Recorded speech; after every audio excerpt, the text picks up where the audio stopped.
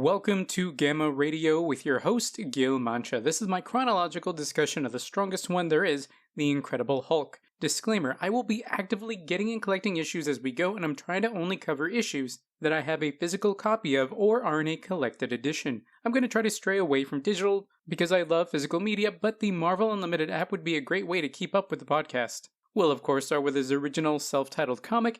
There's a few others, some TV shows, movies, and even some video games we can discuss. And trust me, I'd love to discuss those games down the line. Be sure to hit the follow button on Spotify, Apple Podcasts, or preferred platform to get episodes as soon as they drop. While you're there, please leave a review so the show can be recommended to other comic book fans. In today's episode, Earth's mightiest heroes meet Marvel's first family in The Fantastic Four, Volume 1, Issue 26, The Avengers Take Over. This issue was released on February 11th, 1964. Links will be in the podcast notes. Let's take a look back at what else was happening that day in history. Duck can't cover, sports fans. He's hulking out.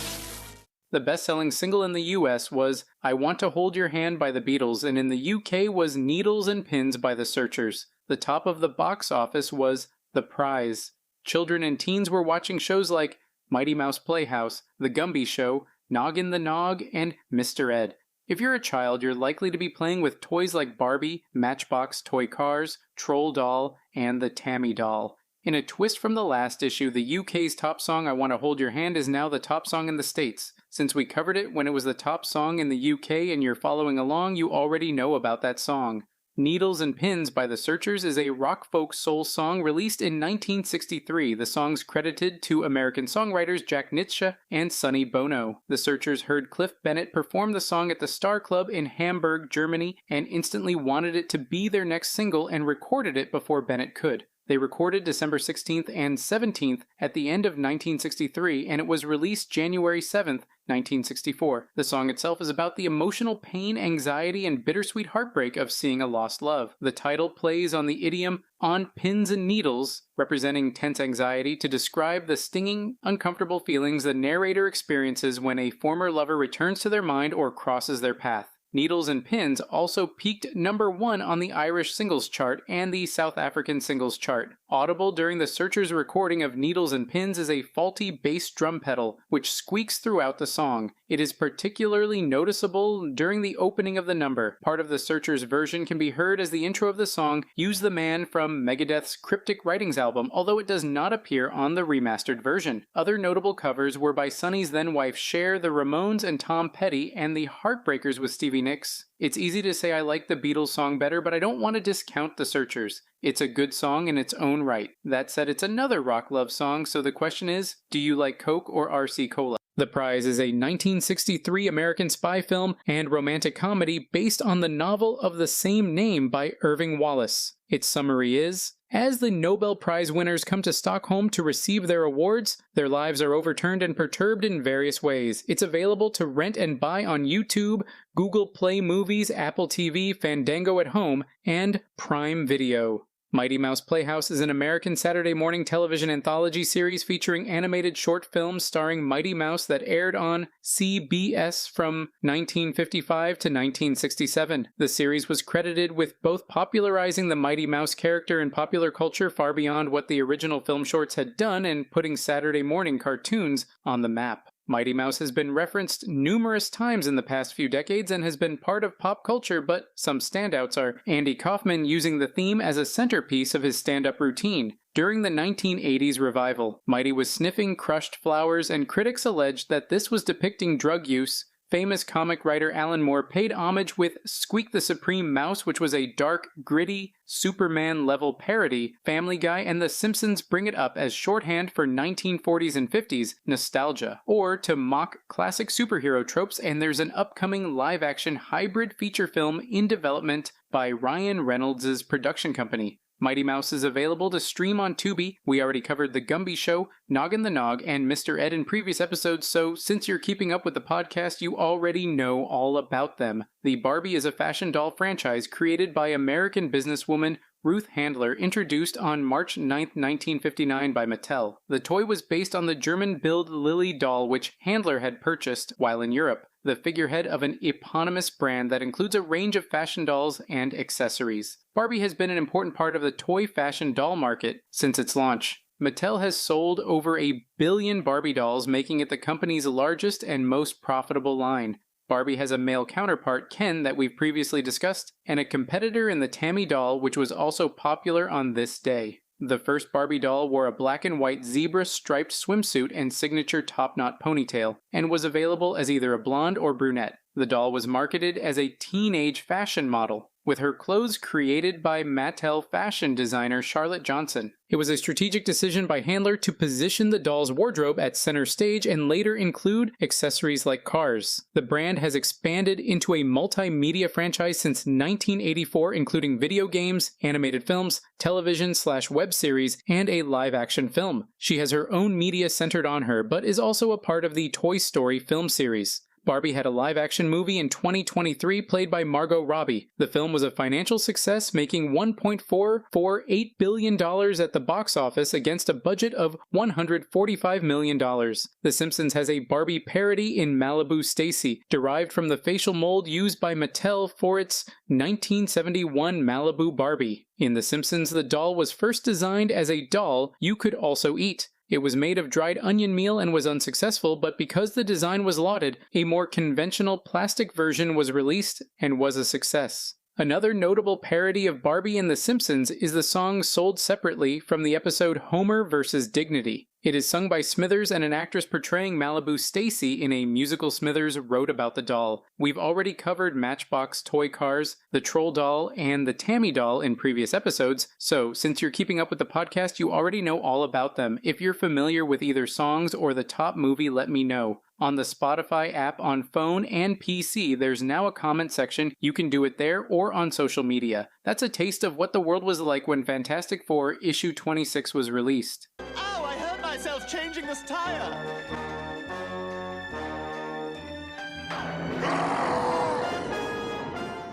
I'm reading this thanks to Marvel Epic Collection The Incredible Hulk Volume 1, Man or Monster, but it's also available via Marvel Epic Collection Fantastic Four Volume 2, The Master Plan of Doctor Doom, Fantastic Four Omnibus Volume 1, and honestly, several others, but those are probably the best to buy physically. If you prefer a black and white style then, Essential Series, The Fantastic Four. Volume 2 works, but that series has ended, so you'll have to go to another from where it ends if you want to keep reading Fantastic Four comics. The story was written and edited by Stan Lee, penciled by Steve Ditko, inked by George Roussos, lettered by Artie Simic. The colorist is uncredited. The cover shows Hulk standing at the top of a pre-engineered steel framing holding a girder like King Kong. Climbing the structure are The Thing, Rick Jones, Giant Man, Invisible Girl, Mr. Fantastic using his powers to stretch a hand, Captain America throwing his shield, and Thor spinning his hammer. Flying nearby are the Wasp, Iron Man, and the Human Torch, the last of which has almost made it to the Hulk, and whose presence is melting nearby metal. The background is white except for a few buildings in the background, one of which is partially destroyed. At the top is a yellow text box that says, "The Avengers take over," and next to it is a green text box that says, "Don't miss the great conclusion of the epic battle between the Thing and the Hulk." At the bottom is another green text box that says, "Featuring a galaxy of the world's most thrilling guest stars." Unfortunately, there's no About This Issue section on the Marvel Unlimited app for this issue. After the break, we'll summarize the issue. What it do, guys? Mandrame here, and if you like board games, especially deck-building games, you should check out at Team_Thunder on YouTube. There we have unboxings and games of Legendary, a Marvel deck-building game, the DC deck-building game, the Transformers deck-building game, and many more. That's where you can find VODs for this, Accelerated Visions, a Spider-Man 2099 podcast, and Water Damage, an Aquaman podcast where you can directly leave a comment and we can discuss the issues. No, not the Hulk. Not now. What happens to the fabulous Fantastic Four when the Avengers take over? Last issue, while on a mad rampage, the Incredible Hulk ran amok in New York, trying to find the Avengers, to destroy them for turning against him. Only the fabulous Fantastic Four stand between the Hulk and utter carnage. But one by one, the FF find themselves out of action because Reed Richards, Mr. Fantastic, becomes dangerously ill due to a near-fatal virus attack and is unable to use his awesome powers. Sue Storm, the Invisible Girl, finds her invisible energy weapon far too weak to cope with the Titanic Hulk. Johnny Storm, the Human Torch, is hospitalized due to injuries he received when he fearlessly tackled the Hulk alone, and so only the Thing remains to carry on the desperate fight. With buildings in the background, the Thing puts his arms around Hulk in an attempt to put him in a bear hug while the Hulk prepares to bring down his giant fist. Believing he has defeated the Thing, the Incredible Hulk savagely turns away. But in one final desperate attempt, the strongest of the Fantastic Four attacks again. With one smashing blow, with the force of a piledriver, the Hulk's huge fist drives his smaller foe through the pavement beneath their feet.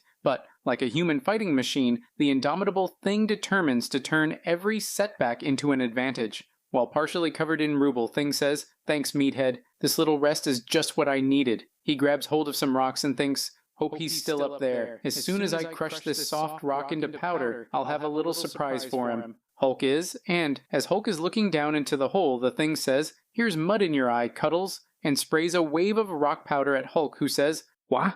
Can't see." This allows Thing to get out of the hole and punch Hulk, Thing says, "And now, out of the kindness of my heart, I'm gonna give you a little boxing lesson. Don't go way. Pay attention to the teacher." Oof! With their arms ready, nearly a dozen army men watch on in awe. One says, "It's amazing. The Thing must be fighting on sheer courage alone, but he just won't quit." Another says, "Good thing they're battling in a condemned neighborhood. They're saving the wreckers a lot of work." A third orders, "Hold your fire, men. The Thing is still keeping the Hulk at bay." And a short distance away, the probing eye of the TV camera brings the epic battle to a breathlessly watching world. From atop the corner of a building the camera crew is set up, and the newscaster is on the rooftop of the adjacent building. He says, "Using a sudden surprise attack, the Thing gained a temporary advantage, but now, the problem is, how long can that valiant member of the Fantastic Four survive the Hulk's rampaging counterattack?" The audio crew member says, "What happened to the other 3 FF members? Why don't they join the fight?"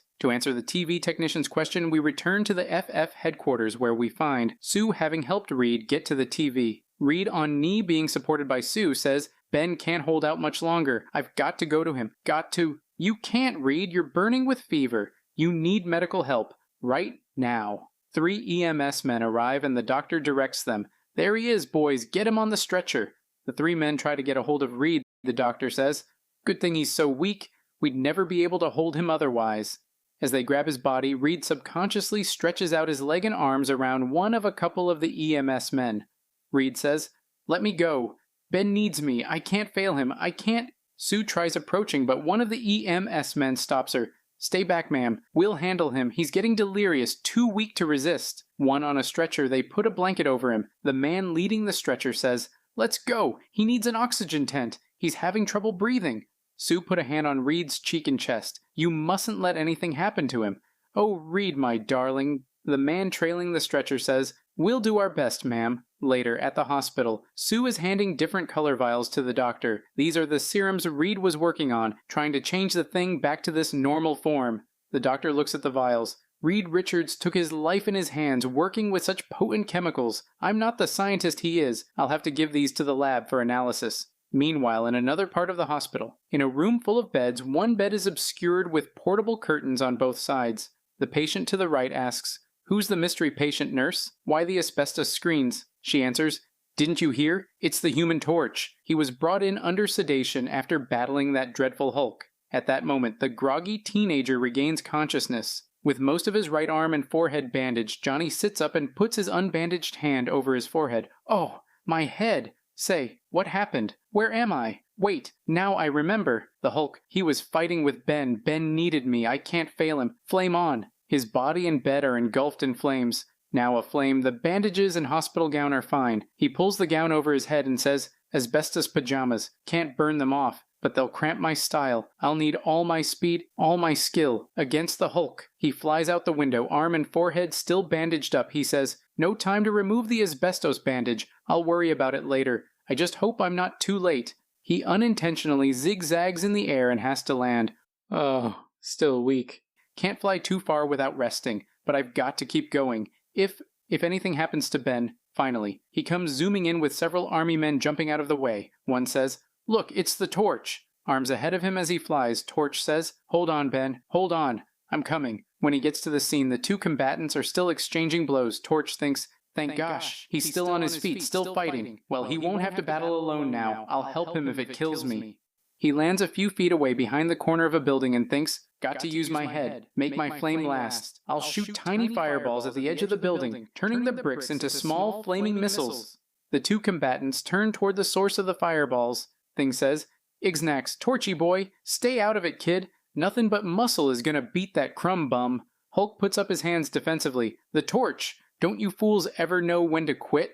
Hulk backs up to a fire hydrant and grabs hold of it on the top. Your flame doesn't frighten me, but if you think it'll give the thing a breather, you're wrong. He bends the hydrant forward. You all think I'm just a mass of muscle, think I haven't any brains. Then he rips off the top of the hydrant, which forces water forward. Well, this will prove the Hulk is as smart as any of you. From Hulk's point of view, Thing says, watch yourself, kid. He's using that hydrant like a giant water gun, trying to douse your flame. Torch flips out of the way of the water. Relax, Benjamin. He'll have to be a lot faster than that to stop me. As he flips upward, Hulk bends the hydrant upward to shoot higher. While holding onto the stop of the building, Torch says, but while I'm up here, I'll just melt the top of the building a little and see what happens.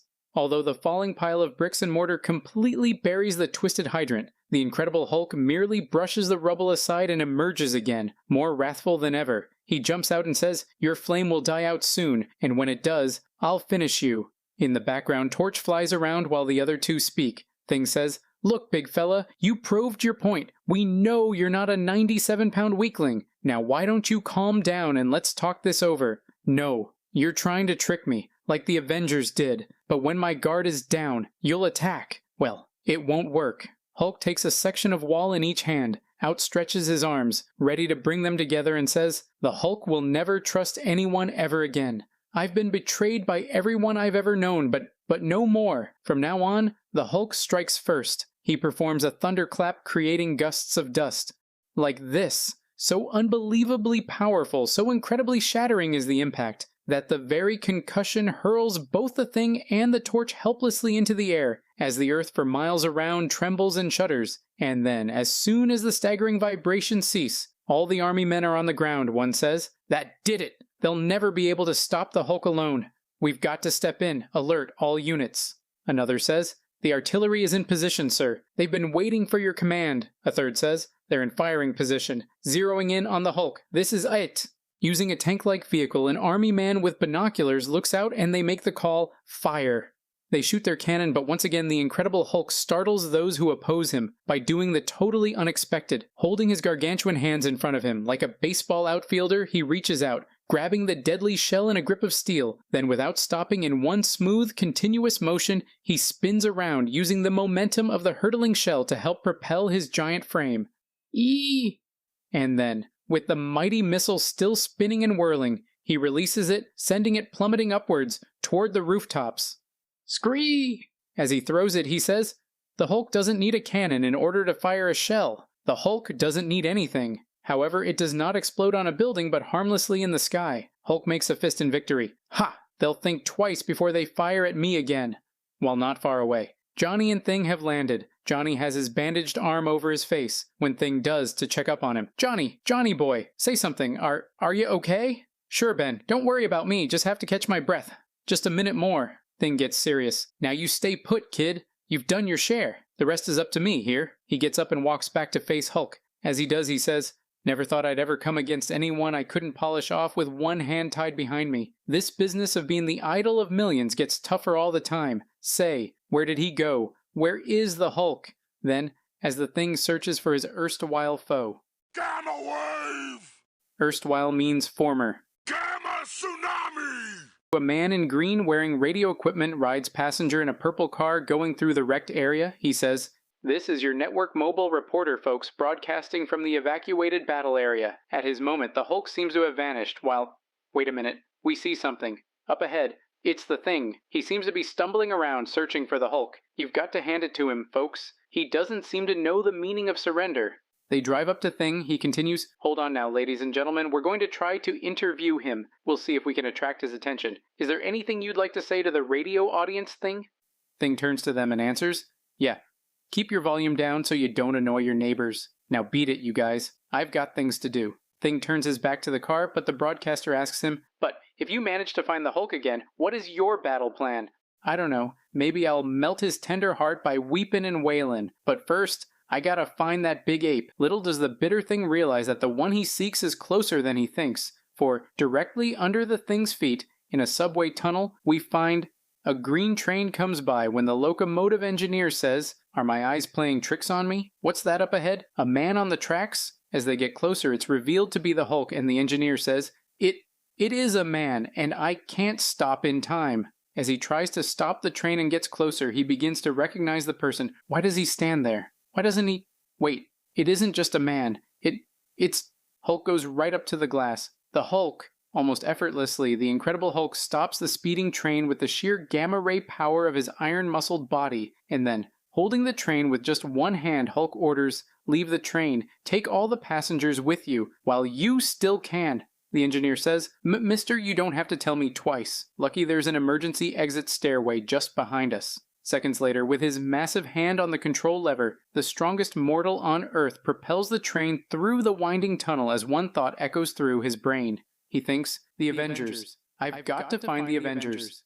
Finally, in an expensive section of New York's Upper East Side, a manhole cover is slowly lifted from its place, as though made of cardboard. As he does so, he thinks, "This is the street. Anthony Stark's mansion should be right at the corner." Editor's note, the Hulk remembers that the Avengers have been using millionaire Tony Stark's mansion as their meeting place, never suspecting that the wealthy playboy industrialist is really Iron Man. As Hulk enters, he thinks, "Voices, they must be inside." Suddenly, the lights are snapped on and, "It's the Avengers and Rick Jones." Giant Man says, "We returned to New York just in time. The reports are true. The Hulk is on the rampage again, but this time we'll stop him." Rick says, "Don't hurt him. Give me a chance. Let me try to reason with him." Thor stands by and says, "We have no wish to cause any injury. It is up to him." But, without any warning, the huge man Juggernaut hurls himself towards the boy who had once been his partner. The Avengers rush him. Giant Man says, "Get back. Don't all rush him. The advantage is his at close quarters." Hulk disregards them and says to Rick, "You deserted me. Turned against me when I needed you. You left me for the Avengers. But you won't get away with it." Hulk throws Giant Man off. Iron Man says, "Stop. Drop that boy, Hulk. Drop him or... Ugh."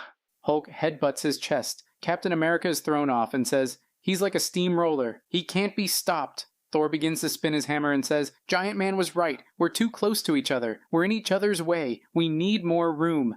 But before the Avengers can regroup, the Incredible Hulk makes an exit for himself by crashing through the wall of Tony Stark's building. While carrying Rick in his arms, in a loose bear hug, he says, "They'll never get me now, and as for you..." Rick pleads, "Hulk, don't! You don't know what you're doing! You've got it all wrong!" Then, all but unnoticed in the confusion, one small, lovely figure braves the dangerous flying debris to go after the Hulk. Wasp maneuvers her way and thinks, "Can't let him escape again. Must keep him in sight, no matter what."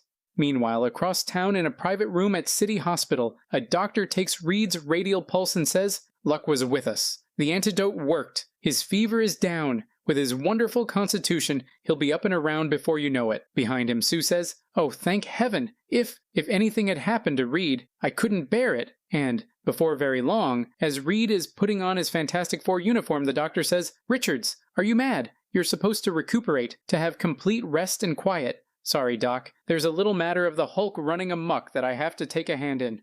And so, the army escorts Reed to the previous battlefield. As he walks up, he says to the group, "Johnny, Ben, Sue, glad you're all okay. Where's the Hulk?" Sue says, "Reed, you're just in time. He's been sighted further uptown." Thing says, "Hi, String Bean. I knew you were too ornery for any germs to beat." Johnny has his bandaged hand on his shoulder and says, "Oh boy, the gang's all here again. I wouldn't want to be in the Hulk's shoes now." Just then, an army man gets a call. "What? The Avengers are back in New York. They're pursuing the Hulk?" Another army man says, "With the Avengers stepping in, anything's liable to happen." "The Fantastic Four run off," Mr. Fantastic says. "You heard what the man said. We've got a job to do. Into the Fantasticar." Sue says, "It's wonderful, just like old times." Within seconds, one of them in the craft says, "Look sharp. The Hulk must be in this vicinity." From Fantasticar, they see Hulk with Rick in tow. One of the FF say, "There he is, and he's below with Rick Jones." Another says, "But look, he seems to be in pain. I don't get it. What could possibly hurt him?" But what the Fantastic Four mistakes for pain is really acute annoyance, for within the Hulk's ear we find Wasp flapping her wings thinking, "This is the only way I could think of to help Rick. If I can disturb the Hulk enough by buzzing around in here." Oh. Hulk starts smacking his head and grimaces, "Something in my ear, buzzing, tickling, driving me mad. Got to get it out. I'll pound my head like a swimmer with water in his ear." The smack ejects Wasp, she thinks. Couldn't last any longer, but I hope I gave Rick a chance to escape. The Wasp's efforts proved to be rewarded, for at that moment, a nimble red, white, and blue figure hurls himself at the off-balance Hulk. Rick Jones calls out, "Captain America!" The tackle sends Hulk flying back. "Oomph." Cap says, "You should have known you can't escape the Avengers." Hulk tries to punch Cap. "Try to lecture me, will ya? Hey." Cap dodges just in time. "How can you move so fast?" Cap tells him, "Clean livin' does it, sonny." Hulk moves his fist along the wall behind, pulling up bricks as he goes. Cap ducks. "Easy, big man. You'll wear yourself out." Suddenly, a flaming streak appears. Human Torch flies between the two, creating distance. Cap says, "The Torch, what are you doing here?" "Giving you a breathin' spell before the Hulk gets his hands on you." The rest of the FF follow on foot. Torch flies around then and says, "These fireballs will hold him at bay till my partners get here." Cap crouches and puts up his shield. "No, stop it. The Avengers can handle this alone. Keep out of it." Both FF and Avengers get to the scene. Mr. Fantastic says, "Enough, Torch. I'll tackle him with a lasso made of my own arm." Iron Man reaches out. "No, Richards, he's mine. I owe him this." Iron Man, in reaching out, accidentally gets in the way of Mr. Fantastic's outstretched arm. "Iron Man, look out. You should have kept your arm down." "Me? I told you to stay out of this. The Hulk is the Avengers' problem." Looking on, Hulk says, "There are too many of them. They'll keep getting in each other's way. I'll be able to whittle them down, one by one." Sue puts out a hand towards him and thinks, I've got to stop him, till the Avengers and my own partners can get organized. Perhaps my invisible energy force field will slow him down." However, the moment she sends out her invisible force field, Giant Man runs in its path. "Oh no, Giant Man leaped between us. It surrounded him. Hey, what's going on? What is this?" Taking advantage of the moment, Hulk says, "Now's my chance." He grabs Rick by the wrist. "I'll grab Rick and leap into the air. They'll never be able to catch me. There's Thor, with the one thing I fear, that unbeatable hammer of his. I've got to move. Now." Thor is already spinning that same hammer. In reaction to his great leap, Thor throws his hammer. "No matter where the Hulk leaps to, my Uru hammer will follow. Nothing can escape it. Wait. Get back. Look out, Thing." Thing had simultaneously chased after the leaping Hulk. "Got to grab the Hulk. Can't let him escape with the kid." Coming between the Hulk and Thor's enchanted hammer, the Thing accidentally absorbs the brunt of the blow and is hurled irresistibly back. "Hey!" As Thing is sent flying, Thor chastises him. "Foolish one, why did you not heed the warning of Thor?" Thing lands, hitting the side of a building. "You lantern-jawed, long-haired lummox, why don't you learn how to throw that nutty gizmo?" The God of Thunder calls back his hammer. "Do not vent your wrath on me, Thing. The Hulk is still our common enemy." But the Hulk has plans of his own, as he leaps hundreds of feet into the air on the most powerful legs known to man. He says, "If they follow me up here, I'll give them a battle they'll never forget." Meanwhile, the Fantastic Four and the Avengers begin to regroup and plan their next strategy. Mr. Fantastic is unraveling his arm from Iron Man. "Sorry about this, Iron Man, but you shouldn't have gotten in the way." "Trouble with you, Richards, is you're used to giving orders to everybody." Sitting down, Giant Man says to Sue, "I never thought a girl would be able to stop me with some bit of invisible hocus-pocus. I meant to use my invisible power on the Hulk." "Not you!" Torch points at the group. "Boy, did we all make a mess of this little caper?" Thing looks at Thor and asks, "Say, Curly, is that get-up of yours for real?" Mr. Fantastic says to Iron Man, "Look, we've heard of you Avengers, and we have a great deal of respect for you, but we started this battle with the Hulk, and we'd like to finish it ourselves." "Sorry, Richards, it's no dice. The Hulk used to be one of US, and we feel he's our responsibility. We can handle him the best." Thor interjects, "This talk is useless. Our first problem is to find him again. Then perhaps we can all work together." Thing adds, "Say, for a guy with long hair, you're A-okay. You've even got muscles in your voice." Mr. Fantastic says, "The Thing carried most of the fight so far. If he's willing to join forces, so be it." Iron Man agrees. "It's a deal. Now just let me raise my shoulder antenna while I try to contact the police on my built-in shortwave transceiver." He turns a dial on his belt area and sends the message, "Avengers calling police headquarters. Request information concerning last sighting of Target H. Over." Over in headquarters, they get the message. A policeman manning the radio says, "We read you, Avengers. Hulk spotted atop new construction site at East 63rd Street. Fantastic Four in area. Suggest you join forces. Over." "We're way ahead of you. Clear the area. We're attacking." Flaming through the sky, the Torch is first on the scene. As he hears, Hulk says to Rick, "I trusted you, kid. You know all my secrets, but you deserted me, teamed up with Captain America." "No, Hulk, you're wrong. It isn't that way. You've got to listen to me." But before another word can be spoken, a flaming fireball melts the girder on which the Hulk is standing. Hulk jumps up, held up by pressing against the two surrounding girders. "The Torch!" Rick says. "Torch, stay back. He won't hurt me. Give him a chance."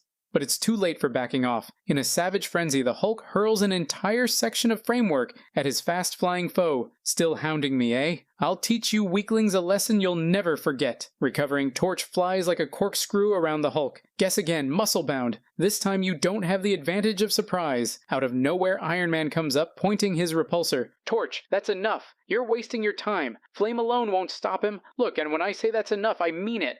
The repulsor blast hits Torch, who says, "He's hurling me away with that blasted transistorized magnetic repellent power of his. He probably wants the credit for winning this fight to go to the Avengers." But as the Torch begins to plummet earthward, Mr. Fantastic grabs onto the frame of the girders with his hands and feet while Thing pulls his back like a slingshot. Mr. Fantastic says, "Iron Man used too much magnetic intensity, blew out Torch's flame. Hurry, Ben. We've got to catch the boy." A plummeting Johnny says, "Read. Wow. If ever a fella needed a friend." The flattened friend says, "I'll get you, Johnny. Just try to relax. Loosen up to cushion the shock of impact." He envelops Johnny in his body and catches onto the structure with his limbs. "You're safe now, little partner. Don't blame Iron Man. In the heat of battle, he underestimated his transistor power." Still gripping onto the girders, he says, "Phew." Everything's spinning around. Guess the doc was right. I'm still weaker than I thought. Having gotten to the building with Mr. Fantastic, Johnny says, "Look, Reed, above us. Iron Man's tackling the Hulk. Let's see how that big rust pot aims out without our help." Iron Man is above the Hulk, shooting his repulsor, and thinks, "Used up too much magnetic power on the Torch. The amount remaining isn't enough to topple the Hulk. Have to try something else." But moving like a human dreadnought, the Incredible Hulk is determined that his opponents will not get the time they need to plan their attack. He says, "He's in just the right position. All I have to do is snap these girders. Like this." This causes Iron Man himself to be trapped under several girders. "He outmaneuvered me. By changing the stress and balances, he's trapped me within these tangled girders. But not for long. I'll adjust my power transistors to highest intensity and pry myself loose with ease as soon as I can reach the controls in my master panel." Thor throws his hammer at Iron Man. "Stay where you are, Iron Man. Do not move. My hammer will set you free with one smashing blow." And the mighty Thunder God is true to his word, for a split second later, all the girders on him are destroyed and Iron Man lands stomach first on the girders. Triumphant, Thor calls back his hammer. "Return to me, my enchanted mallet." From off-screen, a voice says, "Okay, you guys had your fun. Now step aside and let an expert go into action." It's the Thing who's climbing up. "Hey, Hulk, I was only fooling around with you before. This time I'm taking off the kid gloves." He thinks, "Hope the TV cameras are catching all this. My Panton public deserves a chance to see their fearless hero in action." The two prior combatants walk on the girders with a vertical one between them. Thing says, "Come and get it, Hulk. When I'm through with you, even a Yancey Streeter will be able to push you around." "I'm tired of your taunts, Thing. Now I'll end them forever." They both punch the vertical girder between them, deforming it, and then the indescribable force of their pounding attacks fars both the powerful antagonists off the narrow girder, and Hulk grabs hold of some structure, but Thing isn't as lucky. Thing says, "I'm heading for a tub of soft cement. I've gotta try to glob." Thing comes up, covered from head to toe in cement. "This is extremely humiliating. My frantic fans won't recognize me if I don't get out of this stuff."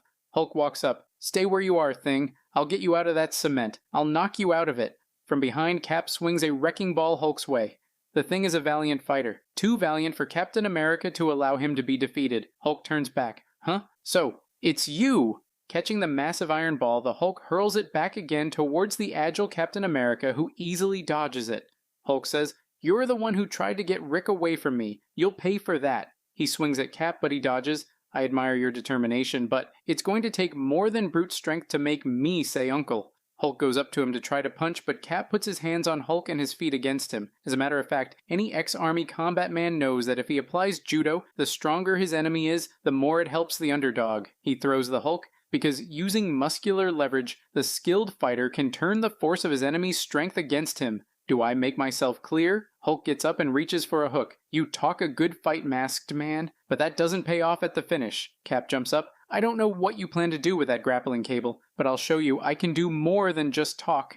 He throws his shield. It strikes the cable, thunk, putting it out of the reach of Hulk. With his plans having changed, Hulk says, Bah, if you think circus tricks mean anything, I can do them too, and stomps on a plank which sends the opposite end, and Cap flying upward. Cap hits a girder above. Hulk says, All right, masked man. Ow, just stay there. I'm coming up to finish this. But suddenly, a gigantic hand reaches out, and Giant Man grabs Hulk by the forearm. Hulk, it's time you realize that you can't defeat everybody.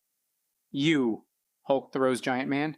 You're wrong, Giant Man. As long as I have my strength, I can defeat everybody. I can smash anything that lives. He approaches Giant Man. You forgot. Even though I'm only half your size, I'm many times stronger, and I'll prove it now.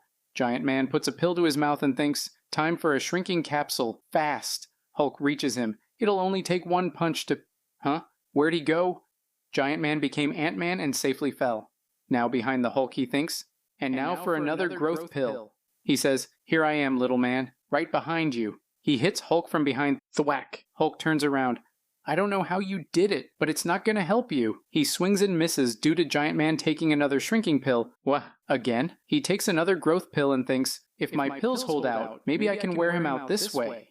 But, as the strange battle rages, Giant Man learns that the Hulk is nearly inexhaustible. His incredible strength seems to increase during the strain of combat. Hulk gets to a knee and says to Ant-Man, I'll get you sooner or later. The first mistake you make will be your last. Wasp comes in on a flying ant bringing an army of ants. Hold everything, Hank. Here comes the Wasp, bringing the cavalry to the rescue in the nick of time. Jan, honey, you brought my ants. Just what I need. As he directs the ants, he says, Now stay out of the way, Jan. The Hulk is too dangerous to take chances with. I'll give the ants their orders while I can. Humph. Anyone else would have given me a little thank you kiss. With military precision, the small army of ants begins to attack the powerful Hulk. He flails his arms. I've got to make this itching stop. You can see the ants at his feet. He's scratching all over. Rick reaches into his pocket and thinks, if the battle lasts much longer, someone's bound to be hurt. This is my chance to stop it by turning the Hulk back to Doc Banner. He goes up to Hulk and thinks, now, while his mouth is open, this emergency gamma-ray treated capsule which Banner gave me months ago, I mustn't miss. Hulk jumps down to the pier. Rick thinks he's heading for the river to get the ants off him, but the capsule, will it work? Someone says, he plunged into the Hudson. We've got to go after him. Someone else responds, no, it will be hopeless. Another person says, he has the strongest lungs on Earth. He can stay submerged for hours. We'd never find him. And so the battle ends, as the Fantastic Four and the Avengers turn away from the river's edge. Thus, no one observes the head which appears on the surface a few minutes later. The head of the tormented, now human Dr. Banner, who floats silently away into the darkness. Meanwhile, back at the construction site, Giant Man puts his hand on Rick's shoulder. You're safe now, Rick, at least for the present. I was always safe. The Hulk would never have hurt me, no matter what. I know it. Back at ground level, Cap says to Rick, I can't help feeling sorry for the Hulk, Rick. It's a tragic thing to lose a partner. Perhaps I, more than anyone else, realize what a loss it can be, how it can affect a man of action. Thing says, hey, that's right. You used to have a sidekick named Bucky, didn't ya? Thor says to Mr. Fantastic, that's why Captain America has taken Rick under his wing, because he reminds him of his own lost partner. Too bad the Hulk can't understand that we're not his enemies. We want to save him from himself. No telling when he'll show up again, but when he does, you can count on our help. Thor agrees, and the Avengers too will appear if you need us. Mr. Fantastic says, perhaps our battle was not in vain. It gave us a chance to meet to get the measure of each other, and I for one am pleased with what I have seen. As the FF walk away, Thor says, I pray the Avengers can make a record as unsullied as that of the fabulous Fantastic Four. Walking away, Sue says, I'm so relieved that it's all over and none of us was injured. Thing adds, only my pride, baby, only my pride. Torch says, know something, Benjamin? After tangling with the Hulk, I suddenly realize how cute and lovable you really are. Next issue, guest starring Submariner, Doctor Strange, and a million surprises. The end. After the break, we'll go over some thoughts and feelings about the issue. What's happening to me? My darling boy, my Bruce. Don't be afraid. Scientists aren't supposed to fear evolution.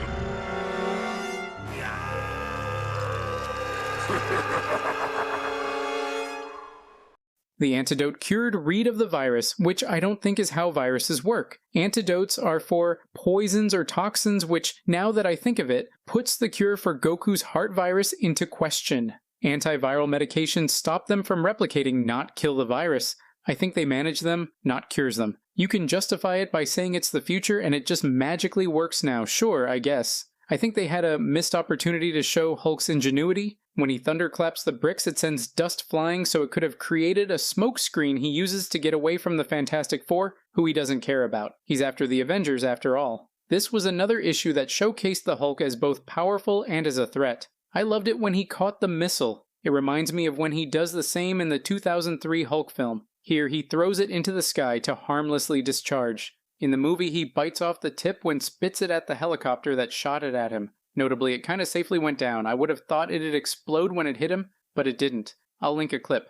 It took 2 full teams and still didn't quite end with him admitting defeat. Notably, there were a lot of one-on-ones rather than 10-on-1. Hulk initially beat Thing, Johnny and Sue in the previous issue, and in this one, we only really saw a rematch with Thing. The Fantastic Four's and Avengers' inability to work together at first caused the members' attempts to stop the Hulk to only stop members of the other hero team. I wish we'd seen how the Thing got that cement off of him, because he was absolutely covered in it, which ended his encounter with Hulk until the end, where it was all cleaned off. Hulk didn't get much to show in his fight with Iron Man. Against Captain America, there was a quote did not finish, but shows Cap has skills to make up for the strength differential. He didn't fight Thor, who I believe would be the most challenging. He, along with his hammer, may actually be the strongest since he has physical prowess and elemental power control. Using lightning or summoning rain has utility, whereas Hulk has brute strength alone. You can do creative things, like when he smashed the 2 bricks together to create a smokescreen.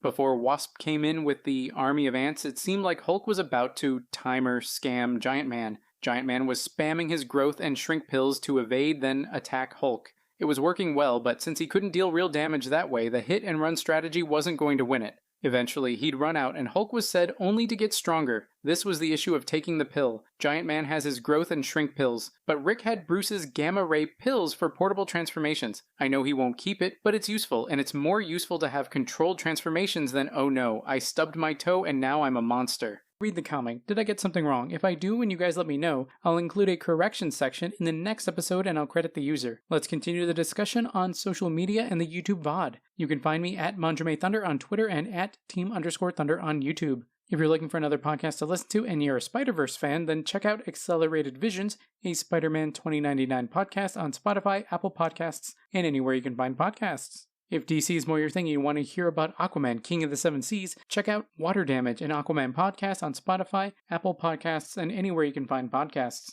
Be sure to follow those in this podcast to get episodes as soon as they drop. Mandrame out. What time up means?